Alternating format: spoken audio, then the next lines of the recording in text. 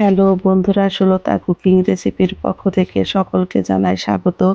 আজকে আমি দেশি মুরগির মাংস হাতে মেখে রান্না করে দেখাবো। আর হাতে মেখে মুরগির মাংস রান্না করলে খেতে এতটাই মজার হয় বন্ধুরা। আপনারা কিন্তু যারা নতুন রাঁধুনি আছেন তারাও কিন্তু চোখ বন্ধ করে এইভাবে হাতে মেখে রান্না করে সকলের মন জয় করে নিতে পারবেন, এতটাই মজার হয়। এখানে আমি কিন্তু একটা দেশি মুরগি নিয়েছি, আর মুরগিটাকে এখন আমি একটু কেটে নিব।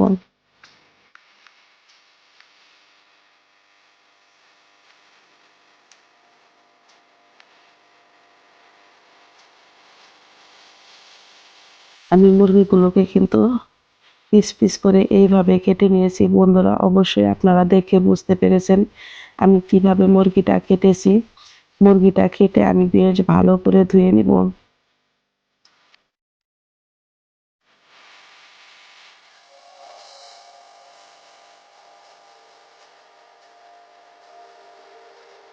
যারা মুরগি কাটতে পারেন না তারাও কিন্তু এইভাবে দেখলে মুরগিটা বেশ ভালো করে কেটে নিতে পারবেন। আমার মুরগিটা কাটা হয়ে গেছে, এখন আমি বেশ ভালো করে ধুয়ে নিব। আর চামড়াগুলো কিন্তু আমি মাংসর সাথে রেখেছি, এইভাবেই খেতে আমার ছেলেরা বেশি পছন্দ করে। আমি একটা স্পেশাল মশলা দিয়ে কিন্তু আজকে হাতে মেখে মুরগির মাংস রান্না করব। এখানে আমি বেশ কিছুটা শুকনা মরিচ কাঠখোলায় ভেজে নিয়েছি। এখানে নিয়েছি গোটা ধইনা ১ চামচ, ১ চামচ পরিমাণে জিরা, ১ চামচ পরিমাণে মিষ্টি সস, হাফ চামচ পরিমাণে ছোট সস, আর নিয়েছি আমি এলাচ, দারচিনি, গোলমরিচ আর কালো এলাচ। সমস্ত উপকরণ কিন্তু আমি লো আঁচে বেশ ভালো করে ভেজে মশলাটা বেটে নিয়েছি। আর এখানে পেঁয়াজ আর মসলা, একটু সরিষার তেল দিয়ে কিন্তু আমি লবণ দিয়ে মশলাটাকে মেখে নিয়েছি। এখন আমি দিয়ে দিব এর মধ্যে ১ চা চামচ পরিমাণে হলুদের গুঁড়া। আমার পেঁয়াজ আর আদা রসুন দিয়ে মশলাটা মাখা বন্ধুরা স্কিপ হয়ে গেছে, অবশ্যই বন্ধু হিসাবে একটু ক্ষমার দৃষ্টিতে দেখবেন। আমি কিন্তু পেঁয়াজ আর মশলাটা দিয়ে কিন্তু বেশ ভালো করে মাংসটা দিয়ে হাতে ভালো করে মেখে নিয়েছি। আর অল্প পরিমাণে জল, একটু আলু দিয়ে কিন্তু মুরগির মাংসটা হাতে মেখে আমি কিন্তু এখন চুলায় বসিয়ে দিয়েছি। আমি এইভাবে মুরগির মাংসটাকে কষিয়ে নেব ৮ থেকে ১০ মিনিট। আমার মাংসটা কষানো হয়ে গেছে। ১০ মিনিট পর বন্ধুরা ফিরছি, দেখতেই পারছেন মাংসটা আমি এইভাবে কষিয়ে নামিয়ে নেব।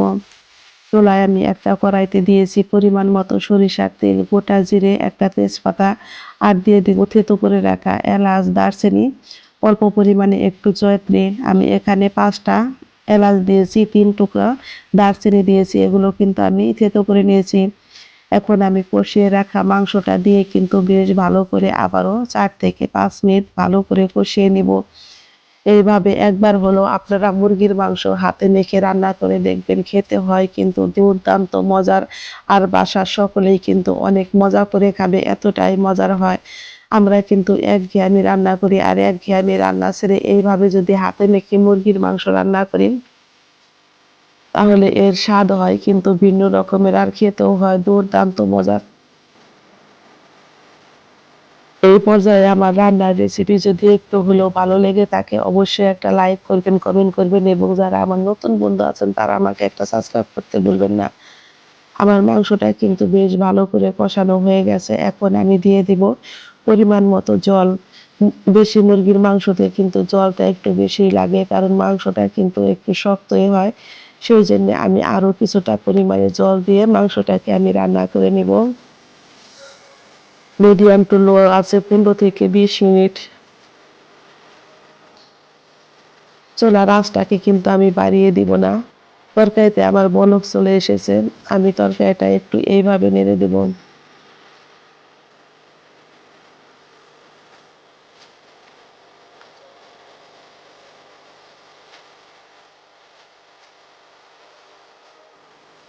এখন আমি এর মধ্যে দিয়ে দিব বেটে রাখা জিরা আর গরম মসলা।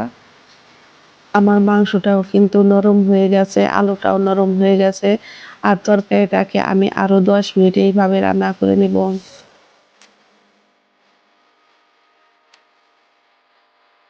ফিরছি বন্ধুরা ১০ মিনিট পর, দেখতেই পারছেন ঝোলটা কিন্তু আমার শুকিয়ে গেছে। আর এতটুক পরিমাণে আমি ঝোল রাখবো।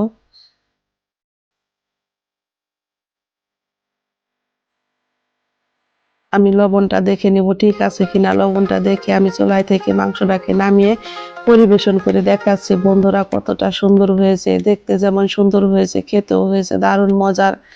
আমি আরেকটা রেসিপি শেয়ার করব শাকের। বাজার থেকে কিন্তু আমাদের বেশ কিছুটা পরিমাণে টাটকা শাক এনেছে। আর এখানে ২ আঁটি শাক নিয়েছে আমার কাছ থেকে ৳২০। এখন বাজারে যে শাকসবজির এতটাই দাম বন্ধুরা, কোনো কিছুই ধরা যায় না। আমি শাকগুলোকে কিন্তু বেশ ভালো করে বেছে নিব। এইভাবে শাকগুলো কিন্তু দেখে বাছতে হবে যে পোকা আছে কিনা বা কি ময়লা আছে কিনা। শাক বাছার সময় অবশ্যই বন্ধুরা আপনারা একটা একটা করে শাকগুলো এইভাবে বেছে নেবেন। কারণ শাকের ভিতরে কিন্তু অনেক ময়লা থাকে, পোকা থাকে। সেই জন্য শাকগুলোকে একটু ঝেড়ে ঝেড়ে এইভাবে বেছে আমি বেশ ভালো করে জল পাল্টে পাল্টে ৭-৮ বার ধুয়ে নিব। মাছ যেভাবে ধুতে হয় শাকটাও কিন্তু বেশ ভালো করে ধুতে হয়। কারণ যত ভালো করে শাক ধোয়া হয় শাকের ভিতরে কিন্তু ভালো থাকে না। আমি শাকটাকে বেশ ভালো করে ধুয়ে ঝুরি করে কেটে নিয়েছি।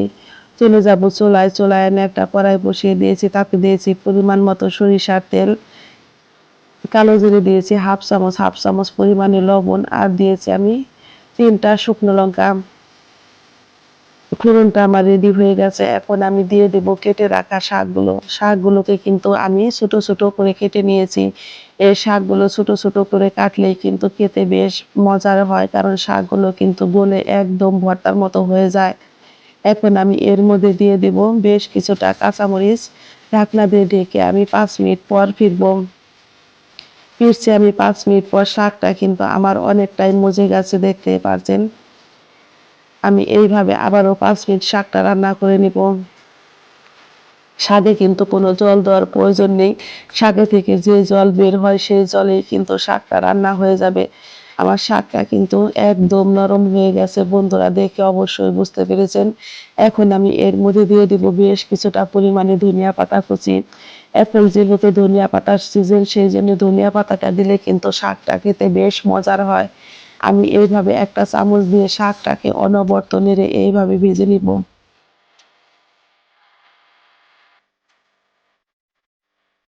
যারা কখনো এইভাবে শাকভাজি খান নাই তারা একবার হলো শাকভাজিটা করে খেয়ে আমাকে কমেন্ট বক্সে জানাবেন যে কার কেমন লেগেছে। আমি কিন্তু আজকে একসাথে ২ টা রেসিপি দেখিয়েছি। একটা হচ্ছে দেশি মুরগি হাতে মেখে রান্না, আরেকটা হচ্ছে আমাদের গ্রাম অঞ্চলে যেভাবে শাক রান্না করা হয় সেই শাকটাই আপনাদের সাথে রান্না করে শেয়ার করলাম। মানিকগঞ্জ কিন্তু এই শাকের রান্নাটা খুবই জনপ্রিয়। আর এইভাবেই কিন্তু সবাই রান্না করে, খেতে কিন্তু বেশ মজার হয়। যারা কখনো এইভাবে ডাঁটা শাক ভেজে খান নাই একবার হলেও খাবেন। আমার শাক ভাজি হয়ে গেছে, চুলায় থেকে নামিয়ে নিয়েছি। দেখতে যতটা সুন্দর হয়েছে এই ডাঁটা শাক খেতে হয়েছে কিন্তু তার থেকে বেশি মজার, দারুণ মজার।